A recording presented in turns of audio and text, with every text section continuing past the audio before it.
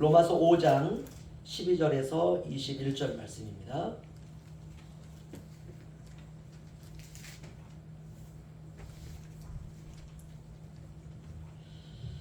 제가 먼저 교독하도록 하겠습니다.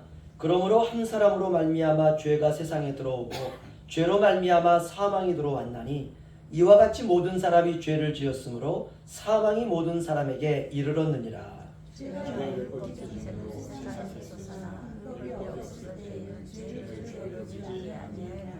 그러나 아담으로부터 모세까지 아담의 범죄와 같은 죄를 짓지 아니한 자들까지도 사망이 왕노릇하였나니 아담은 오실 자의 모형이라.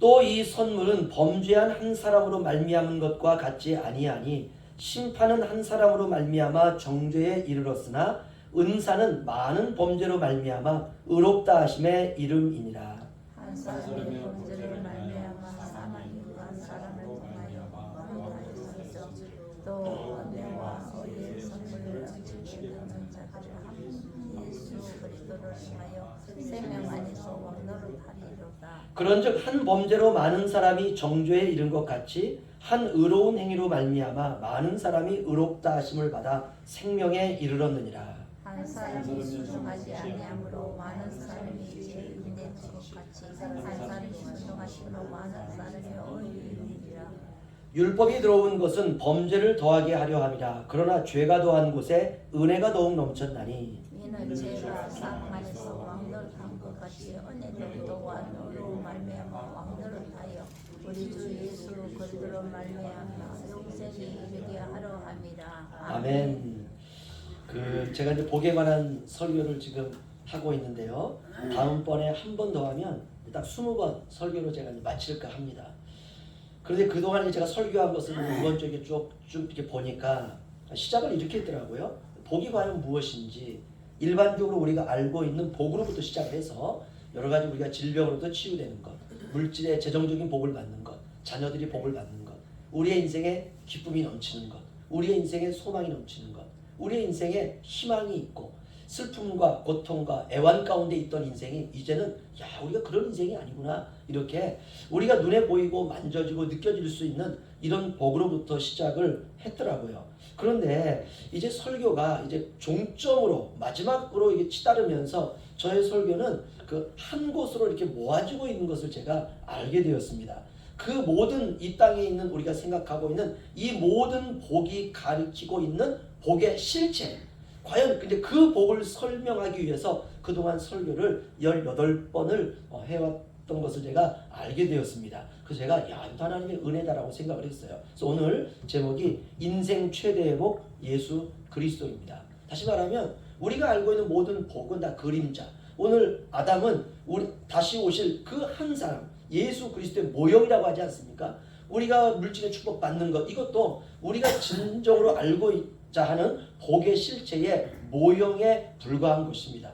우리가 그런 의미에서 오늘 말씀을 통해서 복의 실체에 더 가까이 접근해 가시고, 그래서 오늘 말씀을 통해서 우리가 인생 최대의 복 예수 그리스도, 왜 예수 그리스도가 우리의 인생의 최대의 복인지 저와 여러분에게 좀 더 확실하게 다가오는 기회가 되기를 주의 이름으로 축원합니다. 우리가 받은 최고의 은혜가 무엇일까? 라고 하는 질문을 제가 던진 적이 있는데요. 우리가 받은 최고의 은혜는 바로 구원의 은혜입니다. 그런데 때때로 우리 스스로 이렇게 자문자답할 때가 있습니다. 어떤 것이냐면 나는 과연 구원받았을까? 라고 하는 생각을 이제 세월이 가고 나이가 들어가면서 스스로에게 자문자답하게 됩니다. 그러면서 우리는 이런 생각도 합니다. 내가 만약 구원받지 못했다면, 나는 구원받지 못했는데 내 스스로가 그저 자기 확신 가운데서 나는 구원받았어, 나는 구원받았어, 이렇게 우리가 만약에 착각하고 있다면 어떻게 해야 됩니까? 이거 심각한 거 아닙니까? 그래서 내가 구원받지 못했다라고 한다면 어떻게 하면 구원을 받을 수 있을까라고 하는 구원의 갈등의 문제가 우리에게 다가오게 됩니다. 그렇다면 구원의 문제에 있어서 우리가 자꾸 때로는 나는 구원받은 게 확실해. 그러다가도 내가 과연 구원받았을까? 이렇게 우리가 마치 시소를 타듯이 그렇게 구원의 문제에서 우리가 이렇게 갈등하면서 가장 먼저 떠오르는 게 과연 무엇이냐 하면 그것은 바로 죄 문제입니다. 구원의 문제를 해결하기 위해서 가장 먼저 우리가 통과해야 되는 문이 있는데요. 그것은 바로 내가 죄인이라고 하는 사실을 인정해야 된다는 것입니다. 환자가 몸이 아파서 병원에 갔습니다. 그랬더니 의사가 이렇게 말합니다.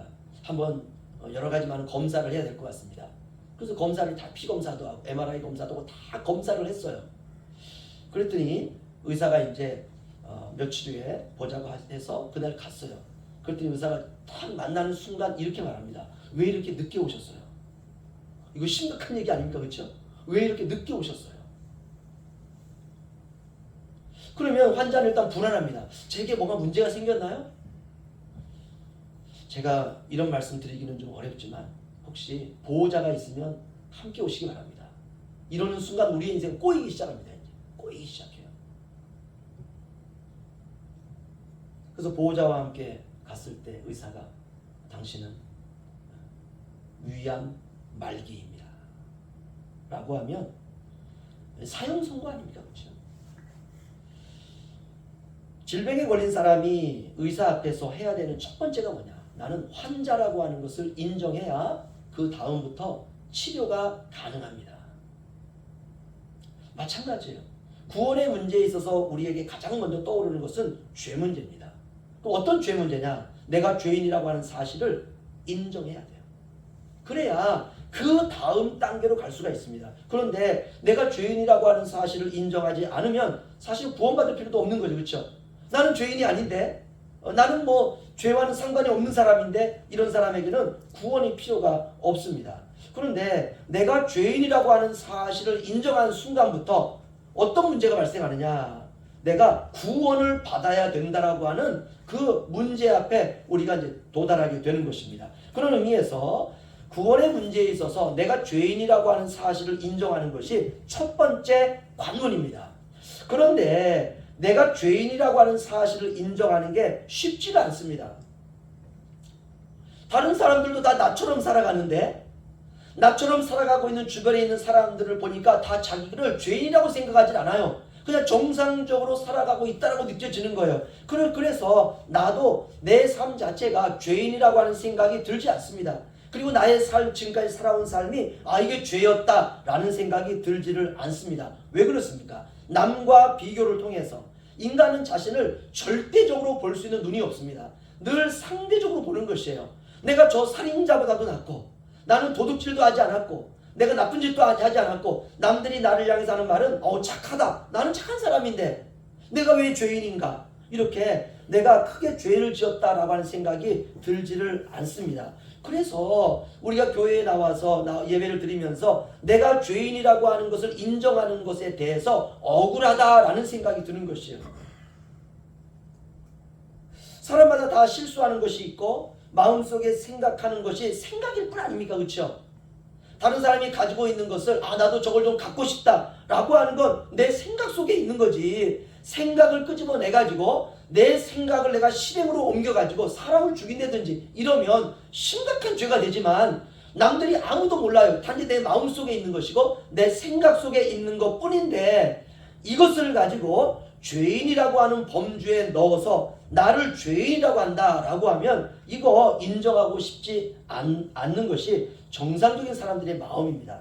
이렇게 내가 죄인이다라고 하는 생각이 선뜻 들지 않다 보니까 구원에 대해서도 이해가 안 되고 구원의 은혜다라고 할 때 이 은혜가 내게 다가오지를 않습니다. 그래서 이 시간 우리 모두에게 필요한 것입니다. 우리가 이제까지 죄라고 하는 것을 생각할 때 내가 저지른 어떤 도덕적인 것을 죄라고 생각을 했는데 이것을 가지고는 구원까지 갈 수가 없습니다. 그래서 우리는 하나님의 말씀을 통해서 무엇을 보느냐? 죄가 무엇인지를 알게 되는 것이에요. 그래서 죄에 대한 우리의 생각의 전환을 갖게 되는 것입니다. 여러분, 죄인 하면 누가 죄인이죠? 번뜩 떠오르는 생각이 있습니다. 죄인은 죄를 지은 사람, 이런 생각이 떠올라요. 여러분 맞습니까?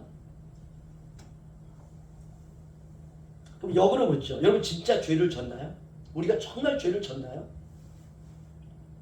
도대체 내가 뭔 죄를 졌을까? 라고 하는 생각이 듭니다.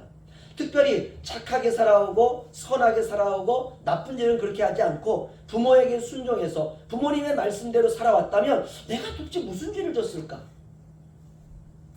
야, 너 다른 친구 때리면 안 돼? 다른 친구 너 속상하게 하면 안 돼? 학교에 가가지고 친구들하고 잘 어울려야 돼? 이렇게 부모님 하는 대로 잘 들었어요.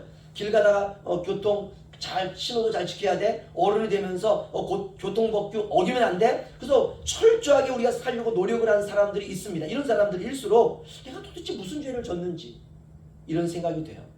만약 살인을 했다든지 강도짓을 했다든지 이래가지고 그걸 다 숨기고 있었는데 교회에 나와서 목사님이 설교하다 보니까 살인은 죄입니다. 다른 사람을 강도하는 건 죄입니다. 사기치는 것은 죄입니다. 그 생각해보니까 이거 죄가 맞아요. 단지 내가 들키지 않았을 뿐이에요. 이렇게 우리가 엄청난 죄를 지었다고 생각하면 어떻습니까? 비참해지지 않습니까? 도대체 이 죄를 어떻게 해결해야 되는지 답답해집니다. 그래서 우리가 성경을 우리가 보게 되면 죄라고 하는 것은 내가 죄를 지었기 때문에 죄인이 되는 것이 아니라 죄 때문에 고통하는 자가 죄인임을 알게 됩니다. 다시요. 죄인은 죄 때문에 고통하는 사람이 죄인이에요. 죄를 지었는데 고통하지 않는다. 그 사람은 스스로가 죄인이라고 생각하지 않습니다. 왜? 양심이 화인 맞았기 때문에. 그러니까 죄를 지었느냐 죄를 짓지 않았느냐 하는 건 중요하지 않습니다. 아니 죄를 지으면 뭐예요? 마음이 아프지 않는데. 네? 그 살인자들이 살인한 사람들도 이렇게 상담을 합니다. 그 교정위원들이요. 그 상담하다 보면 깜짝깜짝 놀라는 경우가 있어요. 왜 당신이 이렇게 살인을 합니까? 살인이라고 하는 것이 얼마나 나쁘고 살인이라고 것이 얼마나 두려운 일인데 왜 살인을 합니까? 그럴 때 살인하는 사람들이 말하는 대부분의 얘기가 이겁니다. 사람을 죽여가면서 죽어가는 내 손으로 누군가를 죽일 때 죽어가는 그 사람을 보면서 마음속에 희열을 느낀다는 거예요. 이거는 여러분 우리가 이해가 안 되죠? 도무지 이해가 안 되는 거예요. 그러니까 죄를 지었느냐 죄를 짓지 않았느냐는 그렇게 중요하지 않습니다. 왜? 죄를 지음에도 불구하고 죄를 지으면서 희열을 느끼는 경우가 있습니다. 중요한 것은 죄 때문에 고통받고 있느냐 고통받고 있지 않느냐 그게 중요합니다. 내가 아주 작은 것 하나라도 정말 남들이 볼 때는 이건 아무것도 아니에요. 그런데 어떤 사람은 이런 사람이 있어요. 예수를 믿고 난 다음에 다른 사람들과의 관계에서 내 마음속에 다른 사람들을 미워하는 마음 하나가 있는데 이 미워하는 마음 때문에 주님 앞에 나올 때마다 이것 때문에 그냥 고통스러운 거예요. 하나님 내 마음속에 미움이 있습니다. 하나님 이 미움을 내가 어떻게 할 수가 없습니다. 하나님 세상의 관점으로 보면 이 누군가 미워하고 누군가를 이렇게 좀 좋게 생각하는 이런 모든 것들은 당연한 건데 제가 예수 그리스도를 믿고 난 이후에는 내 마음속에는 미움 때문에 내가 하루도 살아갈 수 없습니다 라고 하는 그런 사람이 있다는 것입니다. 그러니까 중요한 것은 죄 때문에 고통을 받고 있느냐 죄 때문에 고통을 받고 있지 않느냐 이게 중요합니다. 내가 죄를 짓지 않았어도 나의 삶에 어떤 고통과 한계와 절망과 소망이 없는 허무와 공허가 있다면 나는 죄인이다 라는 증거예요.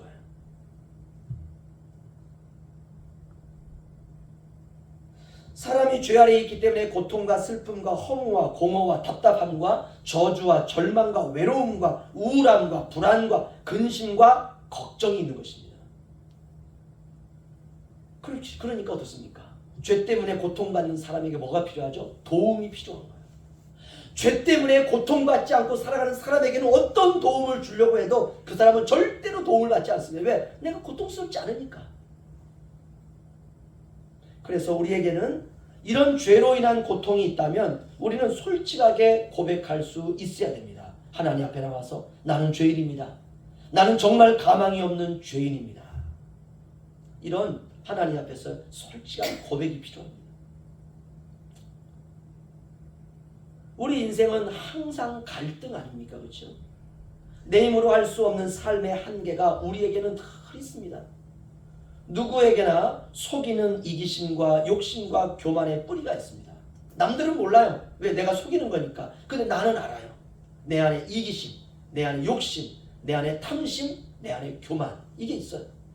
이런 죄 때문에 남들은 그런 나를 전혀 모르는데 내 안에 있는 이러한 죄 때문에 고통을 당하고 있으니까 저는 죄인인 것이 분명히 맞습니다 라고 고백하는 거예요. 이 사람이 그리스도인이에요. 이 사람이 작은 죄 때문에 고통하고 있는 바로 이 사람. 이것이 바로 죄에 대한 첫 번째 생각입니다. 두 번째는 오늘 로마서 5장의 말씀인데요. 오늘 로마서는 이렇게 말합니다. 예를 들면 죄인이 되는 것은 죄를 지어서 되는 것도 아니고 어떤 환경 속에 있기 때문에 상황이 나빠서 죄인이 되는 것도 아니고 죄인으로 태어났기 때문에 죄인이 된다라는 사실이에요. 이게 성경이에요. 저와 여러분이 죄인인 이유는 우리가 죄를 지었기 때문에 죄인이 되는 게 아닙니다. 저와 여러분이 부모의 태로부터 이 세상에 태어날 때, 아니 부모의 태에 잉태하는 순간부터 우리는 죄인으로 잉태되는 것입니다. 예를 들면 이런 거죠.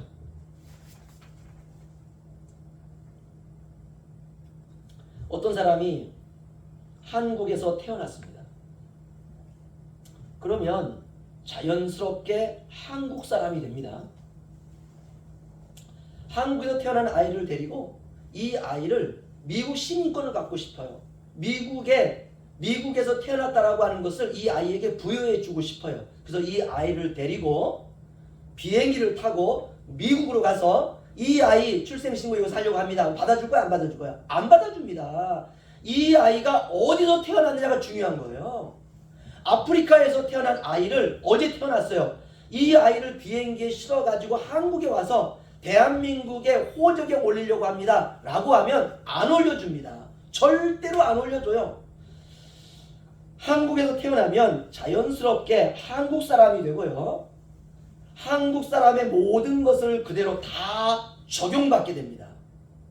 한국 사람으로 태어나면 한국 사람의 행위를 안 해도 그대로 한국 사람의 호적으로 올라가고 한국 사람이 되는 거예요. 행위와 상관없어요. 이 아이가 태어나서 엄마, 아빠 한국말을 해야 되느냐 말아야 되느냐 아무 상관없습니다. 이 아이가 살아가면서 절대로 한국말을 못해요. 나이가 10살이 돼도 한국말 못하고 나이가 20살이 돼도 한국말을 못해요. 그래도 이 아이는 한국 사람이에요. 어쩔 수가 없어요. 이 아이가 어디서 출생했느냐라고 하는 겁니다. 행위와 상관없이 선택과 상관없이 태어나는 것 자체로 모든 게 결정돼요. 이게 세상의 이야기라는 것입니다. 죄인도 마찬가지입니다. 우리가 죄인으로 태어났기 때문에 여러분 이 세상은 죄 아래에 있습니다. 그래서 우리는 죄 아래에 있는 세상 가운데 태어났기 때문에 죄인이 되는 거예요. 한국에 태어났기 때문에 한국 사람이 되는 것처럼 이 죄 아래에 있는 세상에 태어났기 때문에 이 세상은 죄의 세상입니다. 그러니까 죄국이에요. 죄국. 대한민국 죄국이 되는 것입니다. 죄국에 태어났기 때문에 죄인이 되는 것입니다. 그리고 죄의 한계 속에 살아갈 수밖에 없다라는 게 성경의 말씀입니다. 사도 바울이 이걸 깨달은 거예요. 그리고 12절에 기가 막힌 표현을 합니다. 5장 12절 보겠습니다. 우리 함께 읽겠습니다. 시작. 그러므로 한 사람으로 말미암아 죄가 세상에 들어오고 죄로 말미암아 사망이 들어왔나니 이와 같이 모든 사람이 죄를 지었으므로 사망이 모든 사람에게 이르렀느니라. 아멘. 처음에 죄가 들어온 겁니다. 첫사람은 아담이었습니다. 하나님이 흙으로 사람을 빚으시고 그 코에 하나님이 루아흐지어 하나님이 호흡을 불어넣자 그가 살아 움직이는 사람이 되었습니다. 그런데 그가 범죄했던 거예요. 하나님의 명령을 어긴 겁니다. 그래서 아담 이후에 태어나는 모든 사람은 아담이 이제 죄인이 되었습니다. 그래서 죄인인 아담으로부터 태어난 사람은 죄인이 되는 거예요. 이유는 뭐냐? 아담의 후손이기 때문에, 죄의 후손이기 때문에 죄 가운데 태어나는 것입니다. 대한민국에 있는 두 사람이 결혼해서 아이를 갖고 아이를 낳으면 이 아이는 대한민국 국민이 되는 거예요. 마찬가지로 죄 아래 태어나는 모든 죄의 후손들은 죄인으로 태어납니다. 이것이 우리의 실존이에요. 그의 본성은 타락했고 그의 내적인 질서는 다 뒤집혀졌습니다. 이제 그의 영은 하나님께 가까이 나아갈 수 없이 단절되었습니다. 이것이 모든 사람의 이야기입니다. 그러니까 가장 결정적인 것이 무엇이냐? 모두가 다 죽는다는 거예요. 죄의 삭은 사망이라. 죄를 지은 결과는 죽음이기 때문에 모든 사람은 태어나는 순간 사망 아래 놓여 살아가게 되는 것입니다. 이것이 바로 헤어나올 수 없는 사망이라고 하는, 죽음이라고 하는 운명을 가진 저와 여러분의 실존이었습니다. 그래서 우리가 성경을 자세히 보면 아담 이후의 모든 인간은 죄를 지어서 죄인이 되는 이야기가 아니라 이미 죄인인 인간이 죄 가운데 태어나기 때문에 그 죄를 확산하는 이야기가 성경입니다. 우리는 단지 죄인으로 태어나 거기 머무르는 게 아니라 우리는 죄를 확산하는 존재로 살아가는 것이에요. 이래서 성경에 나오는 인간의 모든 이야기는 가슴 아픈 이야기입니다. 가슴 아픈 인간의 모든 삶, 그렇습니다. 저와 여러분은 죄인입니다. 죄의 모습을 가지고 어떤 행동을 했기 때문에 죄인이 아니라 죄인의 신분으로 태어났기 때문에 소망도 없고 방법도 없는, 가능성이 없는 죄인인 것입니다. 이것이 바로 성경이 말씀하고 있는 영적인 비밀입니다. 어떻습니까? 절망적이죠. 내가 죄를 지어서 죄인이라면 이 죄를 지우기 위해서 무언가 해볼 가능성도 있잖아, 그렇죠? 그런데 태어날 때부터 죄인이다. 할 수 있는 게 아무것도 없어요. 할 수 있는 게 해볼 것이 없습니다. 그래서 절망적으로 들려요. 그런데 우리가 죄인이 되는 영적인 이 비밀 안에, 이 절망 안에 또 하나의 기가 막힌 가능성을 하나님께서 넣어두셨다는 것입니다. 우리가 죄인이 된 것이 우리가 어떤 행위로 말미암아 죄인이 된 것이 아니라 출생부터 죄인이라고 하는 이 사실이 또 하나의 어떤 가능성을 가지고 있다는 것입니다.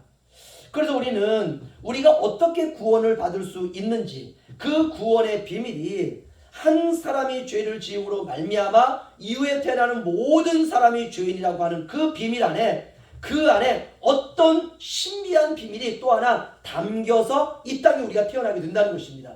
그러니까 이렇게 말할 수 있어요. 한 사람이 범죄함으로 모든 사람들이 죄인이 되었다라고 한다면 구원은 어떻게 일어나느냐 하면 죄 가운데 있지 않는 한 사람을 통해서 모든 사람이 구원을 받을 수 있다라는 이야기가 성립된다는 것이에요. 다시요. 한 사람이 범죄함으로 말미암아 죄인이 되었고 이 죄인으로부터 모든 인류가 다 태어나는 사람들이 죄인이 된다면, 이게 하나의 죄인에 대한 스토리라면, 또 하나가 성립이 가능한 건 뭐냐면 죄 가운데 있지 않는 한 사람이 있다면 이 사람을 통해서 나타나는 모든 사람들은 구원을 받을 수 있다라는 이야기가 성립이 된다는 것입니다. 우리가 혈통으로 아담의 후손으로 태어났기 때문에 모두가 다 죄인이고 죄 가운데 종노릇하고 사망의 운명 가운데 있었던 사람이라고 한다면, 그러나 이제는 아담에게 속하지 않은 한 사람, 죄가 없으신 한 사람, 예수 그리스도를 나의 주 나의 하나님으로 나의 구세주로 고백하는 그 순간 우리가 다른 사람이 된다는 것입니다. 예수 그리스도를 주로 고백하는 순간 우리가 그분의 것이 되면서 이제 우리의 모든 것이 바뀌어서 우리의 행동과 상관없이, 우리가 어떤 삶을 사는 것과 상관없이 예수 그리스도의 사람이기 때문에 죄인이 아니라 하나님의 자녀가 되는 이 기가 막힌 구원의 비밀이 죄의 삭은 사망이라고 하는 것 안에 열려있다는 것이에요. 이것이 바로 사도 바울이 받은 하나님의 경륜과 하나님의 비밀과 하나님의 사랑입니다. 그래서 사도 바울의 서신들을 보면 한 이야기를 또 하고 또 하고 또 하고 계속합니다. 이것이 바로 설교죠. 우리가 은혜 받으면 어떻습니까? 한 이야기를 계속해요. 그게 정상입니다. 그게 정상이에요.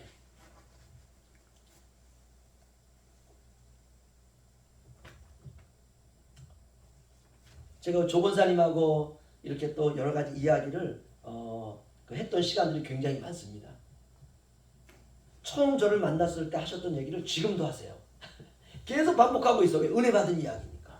내가 어떻게 은혜를 받았는지, 내가 좀 어떻게 살아가고 있는지, 내 주변에 있는 분들이 어떻게 그들이 축복을 받았는지, 그들이 단지 세상에 축복만이 아니라 어떻게 영적인 복을 받고 어떻게 교회를 섬기고 있는지 했던 이야기를 또 하고 또 하고 또 하고 또 해요. 왜요? 이게 바로 은혜 받은 증거입니다. 바울도 마찬가지예요. 한 이야기를 똑같이 계속 반복하고 있어요. 그래서 우리도 오늘 말씀에서 우리에게 하나님께 주신 은혜를 또 묵상하고 또 묵상하고 또 묵상하고 또 되새기는 것입니다.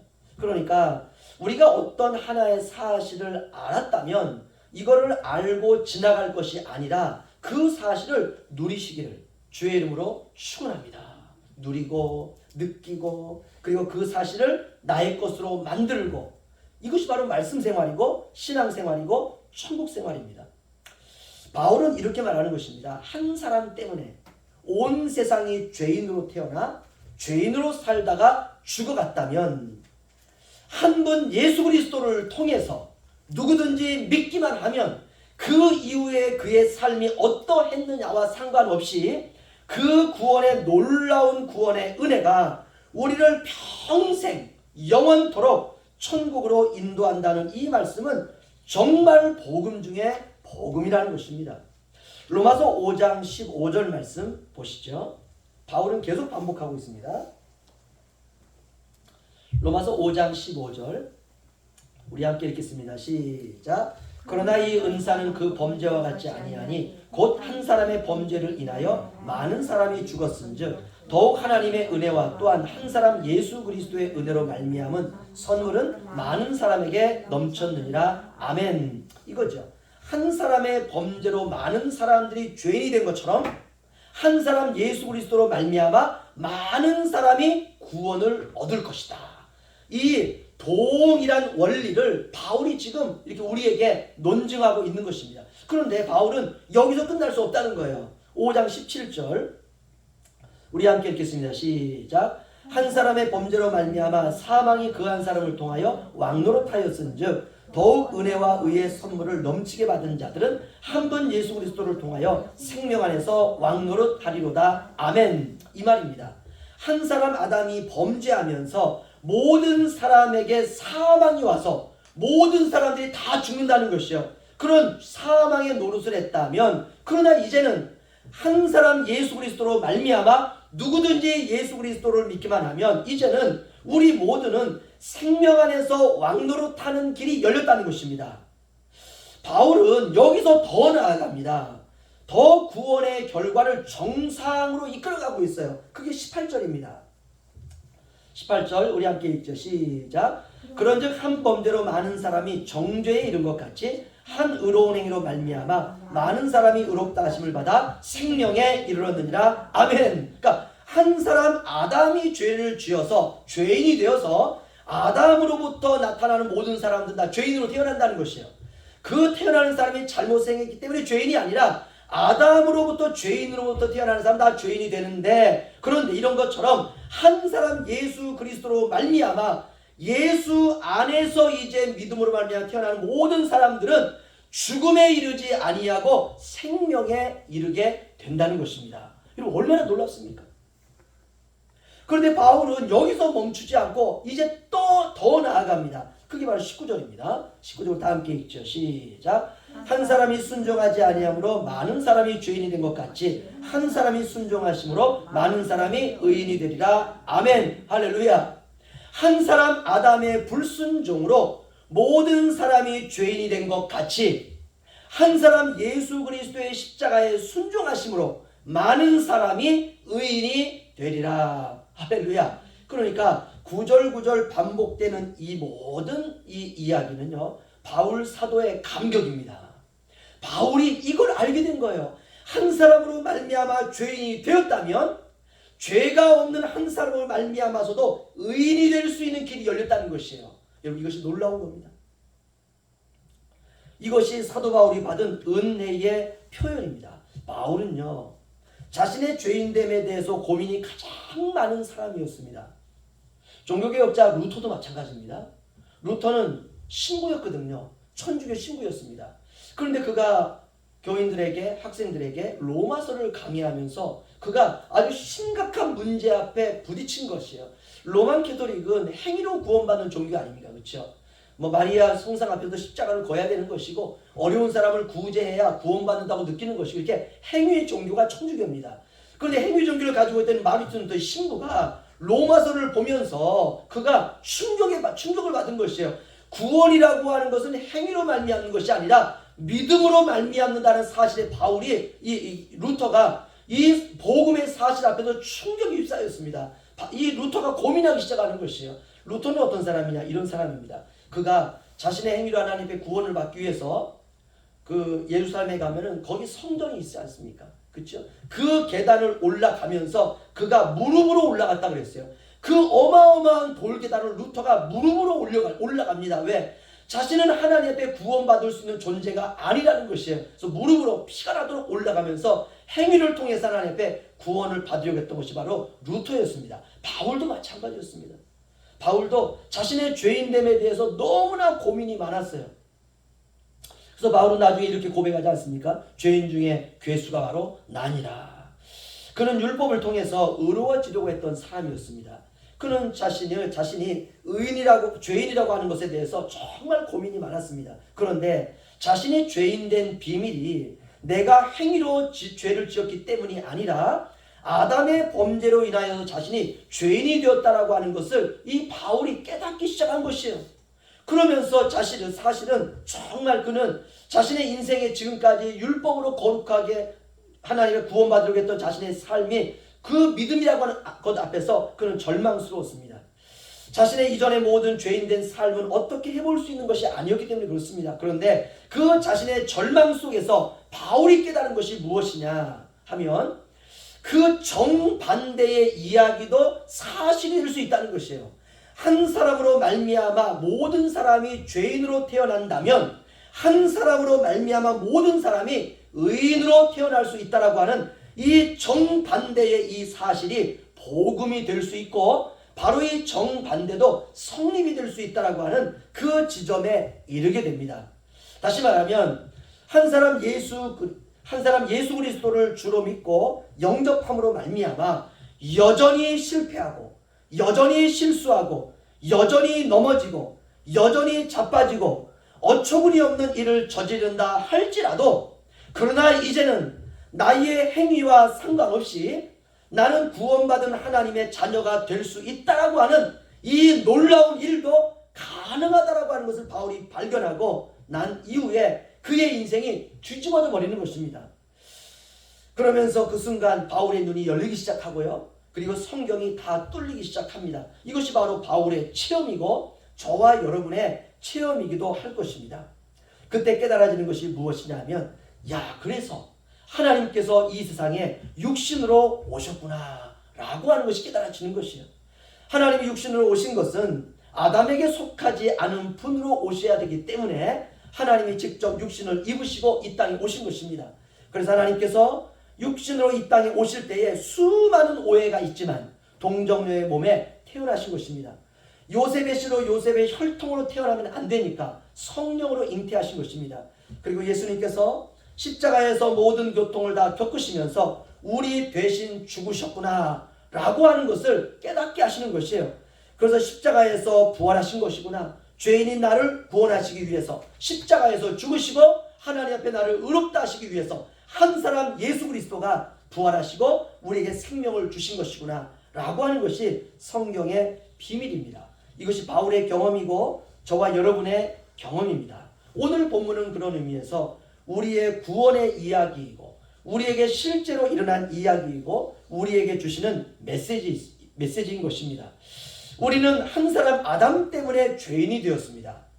그래서 자신이 인정을 하든 인정을 하지 않든 나는 죄인이 아니야, 나는 죄를 지었기 때문에 죄인이 아니야 이렇게 인정을 하지 않든 인정을 하든 죄인으로 태어나 우리는 죄 아래 정죄받고 살았습니다. 우리는 모두 죄인이었어요. 그리고 정말 죄 가운데 종로로 텄었고 사망에 이르를 수밖에 없는 운명이 저와 여러분이었습니다. 그런데 한 번 예수 그리스도로 말미암아 우리는 구원받은 사람이 되었다는 것입니다. 그 결과 우리에게 반전이 일어나는 것이에요. 여러 가지가 있겠지만 세 가지 영적인 반전이 일어났습니다. 그리고 이 세 가지는 단지 반전이 아니라 저와 여러분이 누려야 할 세 가지라는 것입니다.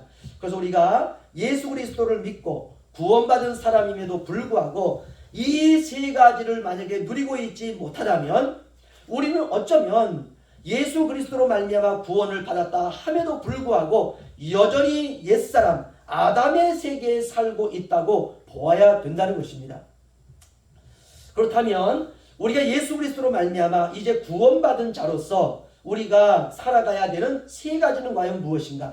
첫 번째는 나의 형편과 나의 상황에 어떠함과 상관없이 나는 의인이라고 하는 이 사실을 믿고 붙잡고 누리고 살아야 된다는 것입니다. 저와 여러분은 죄인이 아니고 이제 모두가 다 의인입니다. 우리의 이 정체성에 대해서 루터는 이렇게 말했습니다. 우리는 의인된 죄인이다. 이 두 가지를 잊지 말라는 것이에요. 우리는 단지 죄인이 아니라 의인된 죄인이라는 것입니다. 여러분, 이제 저와 여러분은 죄인이 아닙니다. 이제 우리는 의인입니다. 이 말은 정죄에 시달릴 이유가 없다는 것입니다. 저와 여러분은 의에 속했습니다. 한 사람 예수 그리스도로 말미암아 의에 속한 사람이 되었다는 것입니다. 여러분, 저도 그렇고 형벌을 두려워할 이유가 없습니다. 이미 하나님께서 우리를 의롭다 선언하고 있습니다. 우리의 의에 의로운 어떤 한 행동으로 말미암아 그렇게 한 것이 아니라 우리와 상관없이 예수 그리스도의 의의 한 행동으로 말미암아 저와 여러분이 예수 안에 있기 때문에 저와 여러분은 이제 의인이 되었다는 것입니다. 그런데 너무나도 많은 그리스도인들이 아직도 죄책감에 시달리며 살아가고 있다는 것입니다. 아직도 죄인이라고 하는 생각 속에 살아간다는 것이에요. 지난날의 실패, 지난날의 실수, 지난날의 잘못된 이야기, 이런 것들이 우리의 기억 속에서 우리의 기억을 사로잡고 우리를 그렇게 이끌어가고 있습니다. 여러분, 살아가면서 실수 한 번 하지 않는 사람은 없습니다. 정말 생각하고 싶지 않은 눈물 나는 가슴 아픈 스토리가 없는 사람은 한 사람도 없습니다. 하지만 이제는 예수 그리스도 안에서 그 모든 것들이 해결되었다라고 하는 것을 믿어야 하는데 아직도 거기에 사로잡혀서 시달리고 있는 사람들이 너무나 많다는 것입니다. 물론 죄가 있다면 그 죄의 잘못됨을 회개하고 그리고 다시는 그런 죄를 짓지 않겠다고 결단하는 것은 너무너무 중요하죠. 그렇게 살아가고 있다면 좋은 것입니다. 잘못했으면 잘못했다고 아버지께 말씀드리는 건 굉장히 좋은 것이죠. 하지만 이미 하나님이 우리를 용서하셨고 우리를 죄로부터 자유롭게 하셨다라고 하는 이 주님의 약속을 이제 우리가 다시 붙들고 죄에 매여 살아가서는 안 된다는 것입니다. 도종환 씨가 시은 아주 저에게 감명을 준 시가 하나 있습니다. 흔들리지 않고 피는 꽃이 어디 있으랴 라고 하는 시인데요. 한번 들어보시죠. 흔들리지 않고 피는 꽃이 어디 있으랴. 이 세상 그 어떤 아름다운 꽃들도 다 흔들리면서 피었나니 흔들리면서 줄기를 곧게 세웠나니 흔들리지 않고 가는 사랑이 어디 있으랴. 젖지 않고 피는 꽃이 어디 있으랴. 이 세상 그 어떤 빛나는 꽃들도 다 젖으며 피었나니 바람과 비에 젖으며 꽃잎 따뜻하게 피었나니 젖지 않고 가는 삶이 어디 있으랴. 그렇습니다. 흔들릴 수 있습니다. 그러나 다시 회개하고 다시 새롭게 일어설 수 있는 것입니다. 여러분, 절대로 과거의 기억에 매이지 마시기를 주의 이름으로 축원합니다. 저와 여러분은 자유인입니다. 이미 의인된 사람이 죄인처럼 죄의식을 가지고 살아가서는 안 된다는 것입니다. 한국에서 태어났으면 한국 사람처럼 살아가는 것이죠. 우리가 형벌을 두려워하면서 심판을 두려워하면서 스스로 죄인이라고 하는 낙인을 찍으면서 살아가서는 안 된다는 것입니다. 주님이 지워버린 죄인의 낙인을 스스로 다시 찍어서는 안 된다는 것입니다. 이건 답이 아닙니다. 우리가 지난날의 죄인이었던 나를 생각하며 겸손히 주님께 속한 것을 감사하며 살아가는 것, 이 사람을 우리가 온유한 사람이다 이렇게 말합니다. 그럼에도 스스로 자신을 죄인으로 낙인 찍어서는 안 된다는 것이에요. 우리의 소속이 바뀌었습니다. 우리의 소속은 바로 예수 그리스도입니다. 두 번째, 우리는 더 이상 죄의 종과 노예가 아니라 생명 안에서 왕노릇하는 하나님의 자녀라고 하는 믿음을 가지고 살아가야 된다는 것입니다. 여러분, 종으로 살아서는 안 됩니다. 우리가 아담 안에, 죄인 안에, 우리가 죄인으로 태어났을 때에는 죄에 매여 살아갔어요. 그런데 또 한 사람, 예수 그리스도 안에서는 저와 여러분은 죄로부터 자유합니다. 그래서 우리는 죄에게 매이고 죄에 지배당하고 죄에 끌려당하며 살아서는 안 된다는 것입니다. 오히려 우리는 생명 안에서 왕노릇해야 되는 것입니다. 통치하고 다스리고 선포하고 나아갈 수가 있어야 되는 것입니다. 어떤 것도 우리가 하나님의 자녀가 되었다는 것을 끊을 수가 없습니다. 저와 여러분은 이미 예수 그리스도 안에서 하나님의 자녀가 되었고 자유인이 되었기 때문에 더 이상 어떤 것도 우리를 구속할 수 없다는 것입니다. 여러분, 돈에도 매이지 마시고 사람에게도 매이지 마시고 건강에도 매이지 마시고 세상에도 매이지 마시고 상황에도 매이지 마시고 과거에도 매이지 마시고 두려움에도 매이지 마시고 염려에도 매이지 마시고 근심에도 매이지 마시고 여러분을 주님께 가까이 이끄는 것을 방해하는 것에도 매이시면 안 됩니다. 사람의 평판에도 매이지 마시고 어떤 것도 우리가 생명 안에서 왕노릇하는 것을 막을 수 없다라고 하는 것을 믿으시기를 주의 이름으로 축원합니다. 왜냐? 우리는 종이 아니니까. 우리는 더 이상 죄의 종이 아니라 생명 안에서 왕노릇하는 그런 사람들이라는 것입니다. 세 번째, 우리는 모두 영생을 얻은 사람이라고 하는 확신을 가지고 살아야 된다는 것입니다. 여러분, 이 세상에서는요, 육신으로는 저와 여러분이 다 죽습니다. 왜? 우리의 육체가 죄를 범했기 때문에. 그러나 저와 여러분은 이미 천국의 영원한 생명을 얻은 사람들입니다. 5장 21절, 이제 바울은 이제 거기서 더 나아가서 우리에게 이 구원의 최정점에 우리에게 이르게 합니다. 5장 21절 우리 함께 읽겠습니다.